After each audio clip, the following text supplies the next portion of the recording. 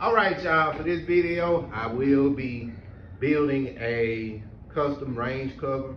I've already began building on it, and then I decided to start recording.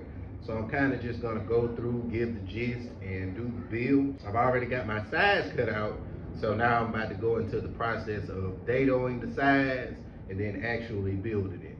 So, hey, y'all come along and check me out. I'm gonna cut my dados out. I got my stack set, I got my fence set. I wouldn't suggest doing it this way, but I do not have an insert to fit a 3/4 dado. So I just do it like this and try to be extra careful. So I'm gonna get those cut out. I have my dados cut. They are 3/16 deep and they are 2 inches from the bottom to give a reveal. The actual range will sit right at this 2-inch mark. It needs to be at 26 inches from top to bottom. And I just added a reveal there where you just don't see the range unless you look up under it. I've got that where I want it. Now I'm gonna move on to the next step of creating the pieces that the range will mount to. Now the type of material that I'm using is 3/4 inch birch domestic. You could use import, but I found that the import birch tends to tear up. The veneer on it is very flimsy and it's low quality, but they charge high quality price. This is 3/4 inch birch domestic. Works out great. Now before I begin to make my pieces that will fit on the inside that will hold the range hood, I have to lay out my range and figure out what size I need those pieces to be, because the opening has to be 45 wide by 17 deep.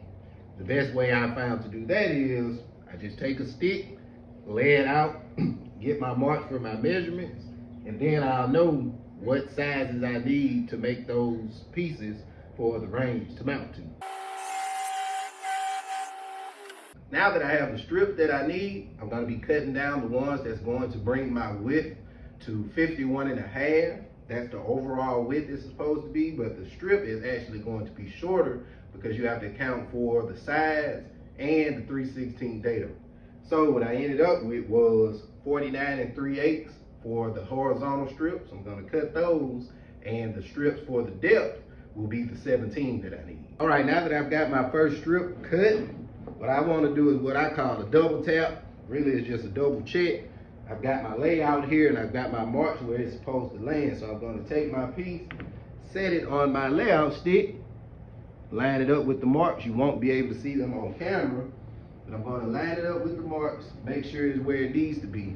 Then, what I mean by double tap is, I put it on here, check it, and then I'll grab my sides and I'll check it and make sure I have the right width, which is 50.5 inches.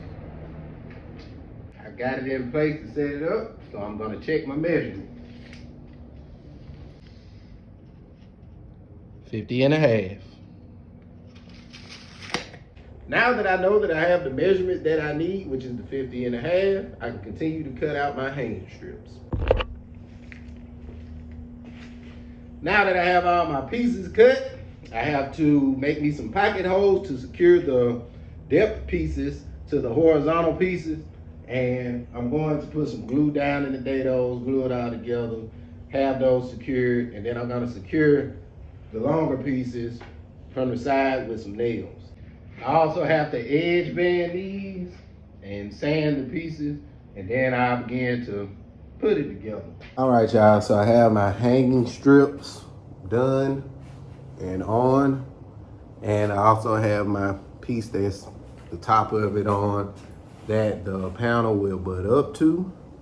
And I also have my panel that I am about to edge band, and then I have to fix some strips on the back of it for it to lock in and lock up against the bottom piece right there that the range actually sit on. Actually, the panel goes up here, so it's a piece that's got to slide in, fit tight there.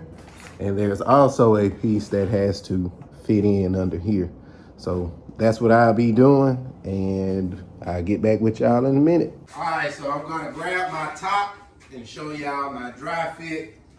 As I said, I've already done a dry fit, but I'm just gonna do this just to show y'all what I mean by this piece going underneath and this going on top of where the actual range sits.